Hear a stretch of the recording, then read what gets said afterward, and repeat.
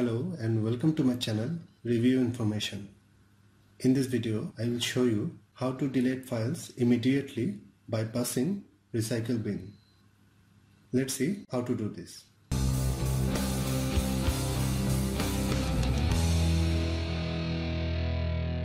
If you work with files that are not important, instead of saving them in the recycle bin, you can set an option to remove files immediately using these steps.